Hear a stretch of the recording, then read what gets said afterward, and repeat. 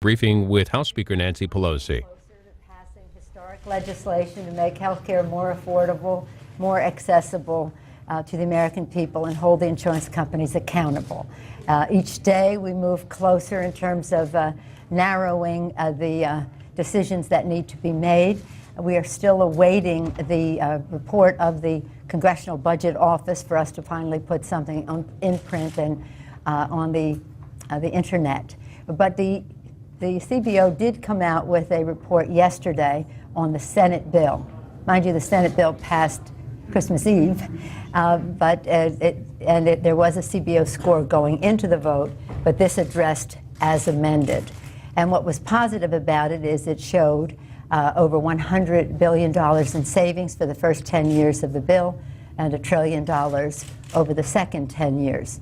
That is exactly what we, or better, what we hope to do with the reconciliation bill to sustain those numbers. So the fact that it started in a good place for us is very positive. Of course, we're eagerly awaiting the final word from them. And when they do, then we will be able to send a bill to the Budget Committee. The Budget Committee will pass that out. We'll go to the internet with that and discuss the specifics of the legislation with our members. And we'll take whatever time is required for us to pass the legislation. Again, I feel very exhilarated by a caucus that we had this morning in terms of the questions that members have. We spent a good deal of time on the substance, but then some on the process as well. And we stand ready to stay as long as it takes to pass the bill. I think members are eager to pass the bill, and again, it won't be long before we'll be making a real difference in the lives of the American people. So in terms of the House, again, as I've said, the CBO, the substance is in terms of what the agreement is between the House and the Senate, and what the Senate tells us they are prepared to act upon, and then the action of the House. I'm delighted that the President will be here for the passage of the bill. It's going to be historic, and it would not be possible without his tremendous, tremendous leadership, his persistence, his concern for the American people, always guided by his statement that we will measure our success by the progress being made by America's working families. This legislation not only makes history, but it will make progress for America's working families. Any questions? Madam Speaker, are you saying by March 21st you will pass? I said we will take the time that we need to pass the legislation. But you said you're having. Well, I'm hoping that it will be in that time frame, but it will, when our clock can't start ticking until the CBO, we get the CBO score. But that increases the prospect that he will be here, since he'll be here 3 more days. Do you think it will be easier to get votes for health care by attaching the student loan provision also to reconciliation? Well, thank you for that question. Right from the start, our budget instruction was about 2 bills that would be reconciled. One was health care and one was education. If I may just step back for a moment, this goes back to our budget bill that we passed in the House 100 days after the President's inauguration. So calculate that in the spring of last year. In that bill, the President had a blueprint in the budget for lowering taxes, reducing the deficit, creating jobs, stabilizing our economy well into the future around 3 pillars. Those 3 pillars were investments in education and innovation, which go together, investments in energy and climate change, and investments, first among equals, in health care. We have passed all 3 of those bills. 2 of them, the education bill and the health bill, were to be part of the reconciliation. So the budget bill we passed in the spring, the budget instruction we received in the fall was about that reconciliation would deal with those. Reconciliation of education would bring us more savings and, of course, cost the taxpayers less and the students less for their student loans. So that has always been part of the plan. There was some question as to whether this would prevail in the Senate until the Senate parliamentarian, was it yesterday morning, I'm losing track of time, announced that it must be part of the reconciliation. And so that's why it has emerged again as a subject of more public view. But it is really important. It's not there to, I don't think it would make any difference in our House about passing the bill.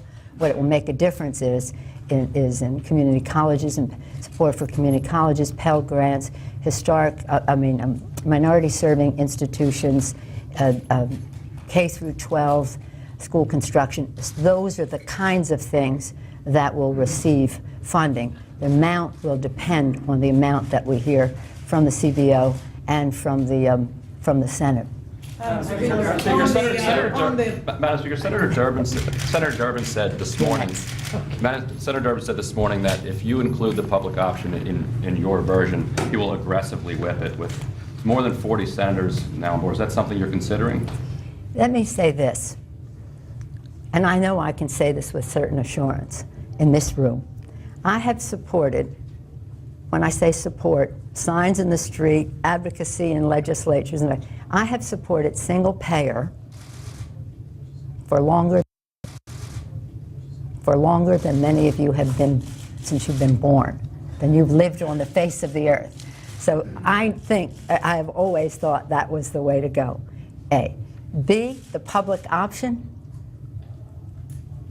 It isn't with a little sadness that I view that it is not in the bill, but in fighting for the public option, which is, I think, a fight that was led in the House, and we had it in our bill, we improved what is going to be in the final product.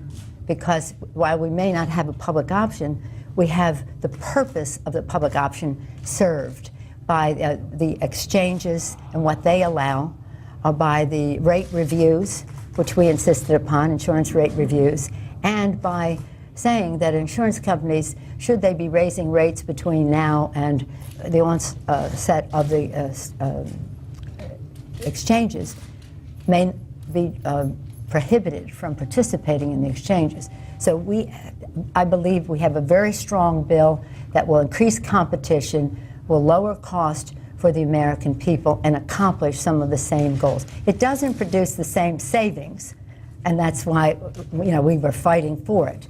The goal had to be served. We wanted more savings that a public option would provide, but it did not prevail.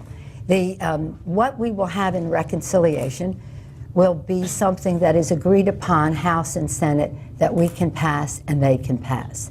So I'm not having the Senate, which didn't have a public option in its bill, put any of that on our doorstep. We had it, we wanted it, they didn't have it, it's not in the reconciliation.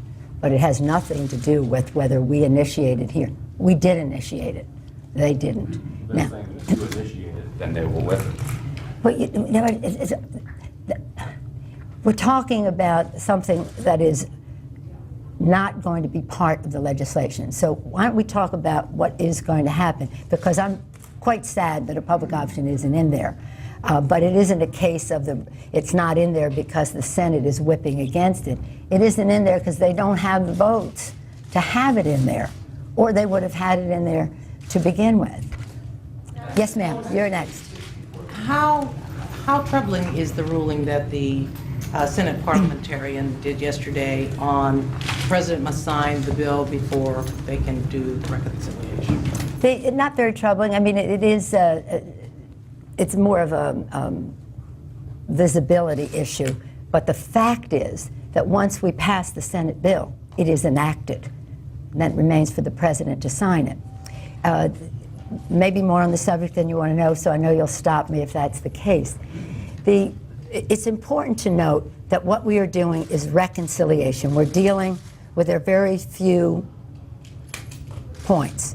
Affordability for the middle class, affordability for the middle class, equity for the states to correct the Nebraska fix, closing the donut hole for seniors, and I'm finding out that a lot of people don't know what the donut hole, making prescription drugs more affordable for seniors, and expanding the accountability, the insurance reforms. In addition, on the pay-for side, changing the pay-for from the excise tax to another pay-for. That's largely what is in the bill and some things that go with that. It all must be central to the budget. Nothing incidental or peripheral to the budget. Central to the budget. That's what it is.